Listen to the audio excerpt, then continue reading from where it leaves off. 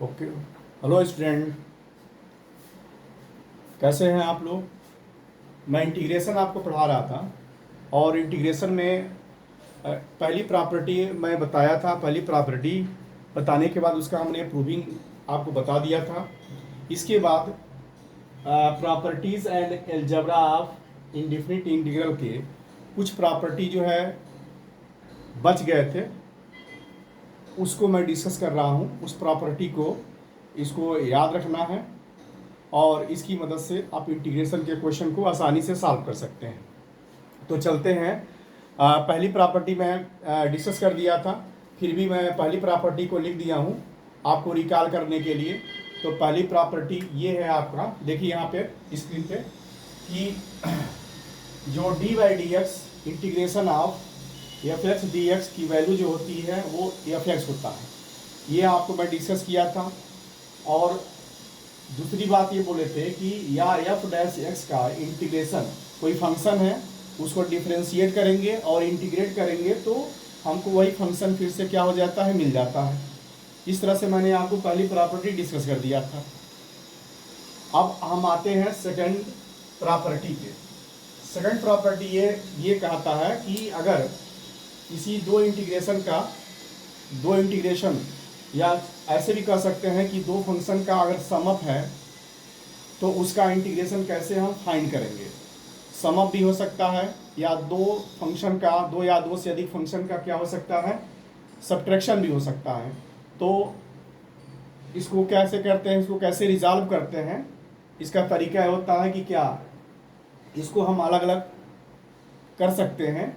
जैसे integration of F X D X और plus integration of G X D X, ऐसे कर सकते हैं। ठीक है, यहाँ पर ये जो प्लस लिखा हुआ है यहाँ पे माइनस भी आप कर सकते हो। ठीक है, तो ये आपकी सेकंड प्रॉपर्टी हो गई। इसी तरह से जो थर्ड प्रॉपर्टी होती है कि फॉर एनी रियल नंबर के, कोई रियल नंबर के है और ये आपके फंक्शन के साथ अगर ऐसे इंटीग्रेशन में जुड़ा हुआ है तो हम क्या करेंगे कि जो रियल नंबर होगा उस रियल नंबर को इंटीग्रेशन से क्या कर देते हैं, आउट कर देते हैं, बाहर कर लेते हैं।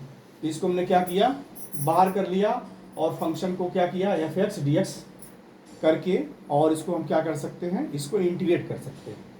ठीक है, फिर नेक्स्ट क्या है कि अगर हम इस दोनों को, जो हमने फार्मूला जो 2 और 3 जो मैंने आपको डिस्कस किया है, अगर दोनों को हम जनरलाइज वे में लिखें तो उसको हम ऐसे लिख सकते हैं। कहने का मतलब दो फंक्शन का मल्टीप्लिकेशन, दो फंक्शन का सम अप या दो फंक्शन का जो सब्ट्रैक्शन है, ये मैंने आपको डिस्कस किया। और कोई भी स्केलर फंक्शन है और अगर हम क्या करते हैं, इसको मल्टीप्लाई किए रहते हैं तो क्या करते हैं, जो स्केलर होता है उसको क्या कर लेते हैं, बाहर कर लेते हैं और इंटीग्रेशन कर लेते हैं। अब इन दोनों को जनरलाइज फॉर्म में कैसे लिखेंगे, तो इसको अगर लिखना है तो कैसे लिख सकते हैं। मान लीजिए कि यह दो से ज़्यादा हो, ठीक है, दो या दो से अगर ज़्यादा आपके फंक्शंस होते हैं, प्लस या माइनस करके एक दूसरे से जुड़े हुए हैं, इसको हम कैसे करेंगे कि मान लो कि ये f1x plus f2x plus f3x, यहाँ पर माइनस भी हो सकता है, यहाँ पर माइनस है, प्लस माइनस, ये प्लस माइनस है। तो इसको हम इसी रूल से इसको हम अलग अलग कर सकते हैं। ये फर्स्ट इंटीग्रेशन हो गया, सेकंड इंटीग्रेशन हो गया, ऐसे इस तरह से जो हमारा n टाइम तक है तो n टाइम तक इसका इंटीग्रेशन हम कर सकते हैं। यहाँ प्लस माइनस आप यहाँ पे कर सकते हो। ठीक है, अब इसका जो जनरलाइज रूल है, इसको अगर जनरलाइज करते हैं तो कैसे लिखेंगे। मान लीजिए कि स्केलर के जगह पे कोई k1 है, f1x है, फिर दूसरा k2 स्केलर है, f2x है, और kn fnx है। ये सभी क्या है, अगर इसको हम, ठीक है, इसको तोड़ के लिखें, अगर इसको ब्रेक डाउन करके लिखें तो कैसे लिखेंगे। पहला स्केलर फंक्शन बाहर हो जाएगा, f1x हो जाएगा, dx हो जाएगा। इसी तरह से k2 integration of f2x dx हो जाएगा। और जहाँ तक रहेगा, जितने टाइम्स आपके जो स्केलर होंगे उतने टाइम इसको क्या करेंगे, अलग अलग करके इसको हम इंटीग्रेट कर सकते हैं।